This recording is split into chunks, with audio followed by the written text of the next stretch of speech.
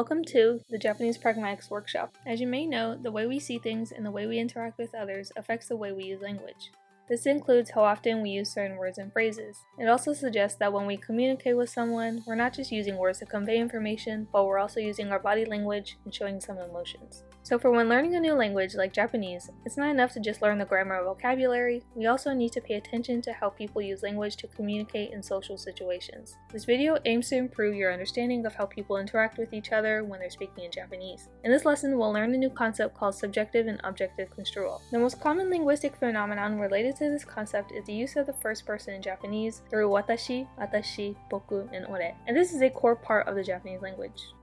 Remember that in this new way of teaching, you might see lots of visuals, which are called skobas, which stands for schema for a complete orienting basis of action. They guide you in forming the ongoing concepts. You are also asked to verbalize or reflect upon your ongoing concept in English. This is part of the new language learning we would like to promote.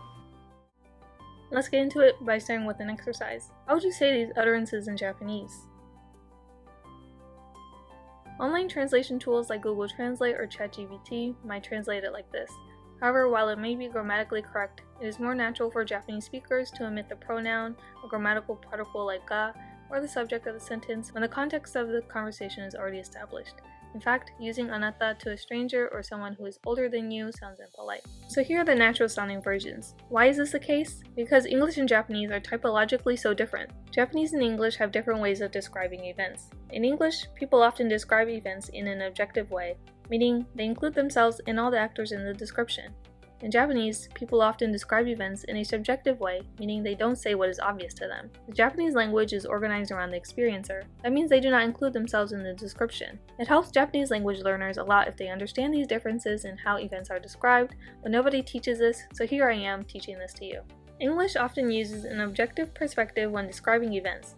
The speaker describes what happens using themselves and their language because they see themselves in the scene. In this way, all the people or things involved in the event are visible in the language, so the sentence usually includes subjects and pronouns. This way of describing events is like looking at them from a bird's eye view. The bird sees everything, and then everything is mentioned. The scoba at the right corner shows the speaker outside the scene looking down like a bird at everything, so they describe everything in their language. The speaker is at the circle with the eyes, and the experiencer is treated the same as everything else in the scene and is mentioned in the same way. In Japanese, on the other hand, grammar is organized around the experiencer. This means the person experiencing the event is understood as being there and doesn't have to be mentioned. This way of organizing grammar is called a subjective perspective. There is no separation between the person speaking and the event being described, so pronouns like I or you are usually not needed. To help visualize the subjective perspective, it can be compared to a snake or little insect that's viewing the events up close. In the right corner, the scoba shows the speaker who is merged into the scene in subjective construal. They don't mention themselves because what is most obvious is everything else in the scene. Let's compare how a question would be asked in English using the objective perspective and in Japanese using the subjective perspective. If you were lost and asking for directions in English, you might say, "Where am I?" This is an example of using the objective perspective where the speaker is mentioned in the scene they are describing and uses pronouns like I to refer to themselves. I can say, "Where am I?" or "Where are my keys?" and I am mentioned just like any other object in the scene. In Japanese, however, the same question would be asked differently, organizing it around the experiencer using the subjective perspective. Instead of asking, "Where am I?" you might ask, "Koko wa doko desu ka?" Literally, where is this? In this way of asking the question, the experiencer is not included in the language because they are embedded into the scene and the attention is on the other things in the scene. It's important to understand construal patterns in Japanese. It is also important to understand intersubjectivity or joint intention.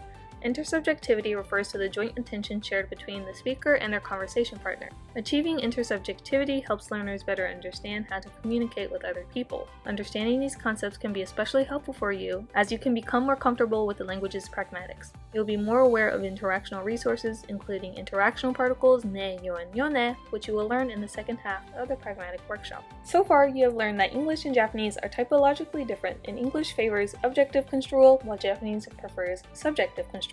So do you think that English speakers always use the objective perspective? The answer is no. We know now that there are two ways to describe events in the world, objective and subjective. Both English and Japanese can describe events in both ways.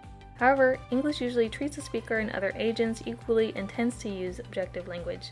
On the other hand, Japanese is organized around the experiencer, so prefers to merge the speaker into the scene and not mention them using subjective language. So in Japanese, agents are not mentioned when they are understood from the context. Let's look at these examples of English sentences framed objectively and subjectively. In subjective language, other information and words may also be left out when they can be understood from the context. So as you can see from these examples, in English, subjective construal happens, but mostly in informal situations. This puts the focus on the action. So far, we've learned that similar situations can be expressed in different ways that are associated with different perspectives. The picture above shows, "I can see the lighthouse," and the picture below shows, "There is a lighthouse." So which one is objective construal and which one is subjective construal? From what we've learned, we can see that the picture above represents objective construal, while the picture below represents subjective construal. Now let's summarize what we've learned in this video.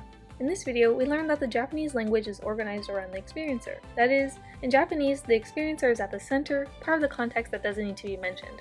We call this subjective construal. This is realized in Japanese in different ways. For example, we see the non-use of I, or zero subject. In Japanese, first-person pronouns like watashi, atashi, boku, and ore are generally not stated in conversation, and that there are also impacts on the use of interactional particles and speech styles, but this is for another day. I hope that you've learned something new that you can use in your Japanese conversation practices. Thank you, and I will see you in the next video.